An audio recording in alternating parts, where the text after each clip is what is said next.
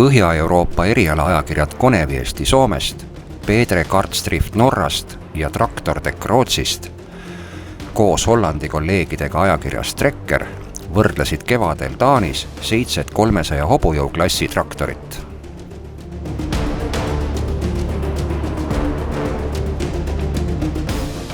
Mõõdeti 7 testikandidaadi veojõu ja jõuvõtuvõlli võimsust ning võrreldi neid tootjate brošüürides antud mootori võimsustega. Tulemused on sama huvitavad kui jõuvõtuvõlli mõõtmise käigus määratud kütusekulud. Täiuslikuks võrdlemiseks jääb küll veel puudu AdBlue kulu mõõtmine. Lisaks võib dünaamiliste mõõtmiste pingerida praktikas erineda mootori ja käigukasti juhtplokkide erineva taseme tõttu. Suurem osa testis antud hinnangutest põhineb siiski praktilistel rakendustel. Siin tegid katsetajad traktoritega väga mitmesuguseid töid ning hindasid üksikasjalikult masinate toimimist ja käsitsetavust.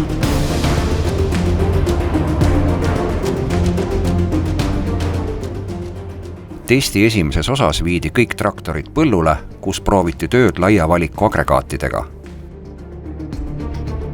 Alates isobussiga juhitavast täppiskülvikust kuni suure poolrippes adrani.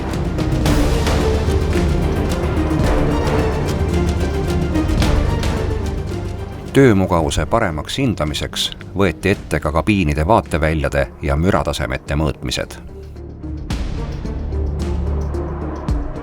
Mõõtmistulemused on üldiselt võrreldavad praktiliste muljetega, kusjuures Valtra oli esindatud eelseeria traktoriga.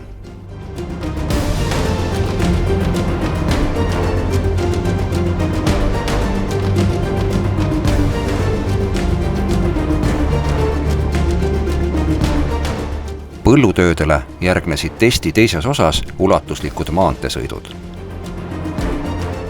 Lisaks suunakindluse ja vedrustusmugavuse hindamisele mõõdeti ka 14 kilomeetri pikkuse ringi läbimise aega ja kütusekulu. Sellest ja teistestki tulemustest saate täpsemalt lugeda Eesti Profi 38. numbrist.